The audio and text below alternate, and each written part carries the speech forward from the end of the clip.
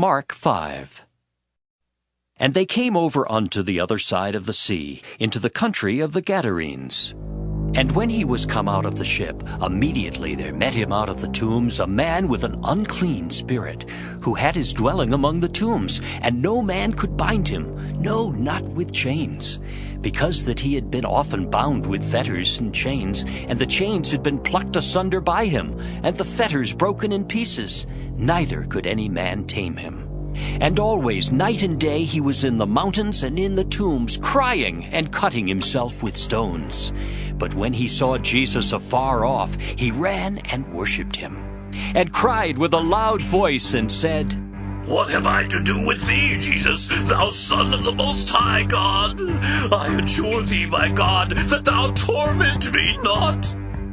For he said unto him, Come out of the man, thou unclean spirit. And he asked him, What is thy name? And he answered, saying, My name is Legion, for we are many. And he besought him much that he would not send them away out of the country. Now there was there nigh unto the mountains a great herd of swine feeding. And all the devils besought him, saying, Send us into the swine, that we may enter into them. And forthwith Jesus gave them leave. And the unclean spirits went out and entered into the swine, and the herd ran violently down a steep place into the sea. They were about 2,000, and were choked in the sea. And they that fed the swine fled, and told it in the city and in the country. And they went out to see what it was that was done. And they come to Jesus, and see him that was possessed with the devil, and had the legion, sitting and clothed and in his right mind, and they were afraid.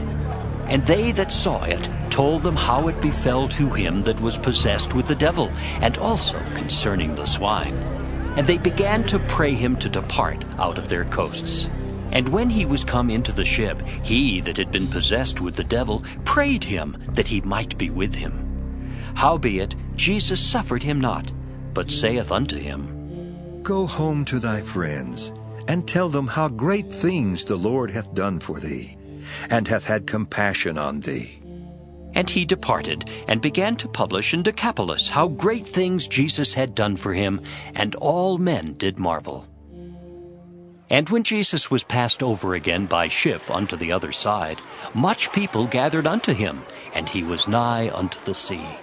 And behold, there cometh one of the rulers of the synagogue, Jairus by name, and when he saw him, he fell at his feet, and besought him greatly, saying, My little daughter lieth at the point of death.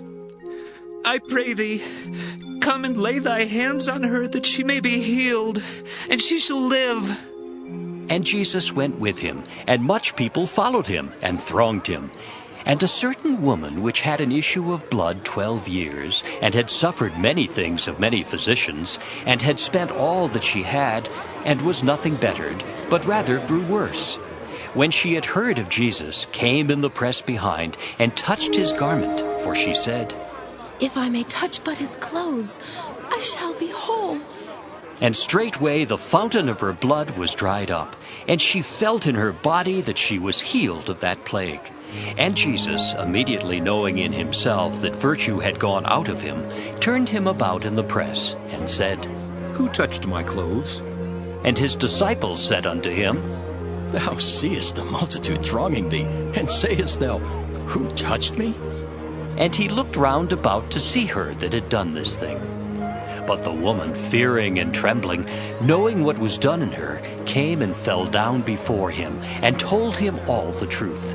And he said unto her, Daughter, thy faith hath made thee whole. Go in peace, and be whole of thy plague. While he yet spake, there came from the ruler of the synagogue's house certain which said, Thy daughter is dead. Why troublest thou the master any further? As soon as Jesus heard the word that was spoken, he saith unto the ruler of the synagogue, Be not afraid, only believe. And he suffered no man to follow him, save Peter and James and John the brother of James. And he cometh to the house of the ruler of the synagogue, and seeth the tumult. and them that wept and wailed greatly. And when he was come in, he saith unto them, Why make ye this ado and weep? The damsel is not dead, but sleepeth. And they laughed him to scorn. But when he had put them all out, he taketh the father and the mother of the damsel, and them that were with him, and entereth in where the damsel was lying. And he took the damsel by the hand, and said unto her, Talitha cumi, which is, being interpreted, Damsel, I say unto thee, arise. And straightway the damsel arose and walked. For she was of the age of 12 years. And they were astonished with a great astonishment.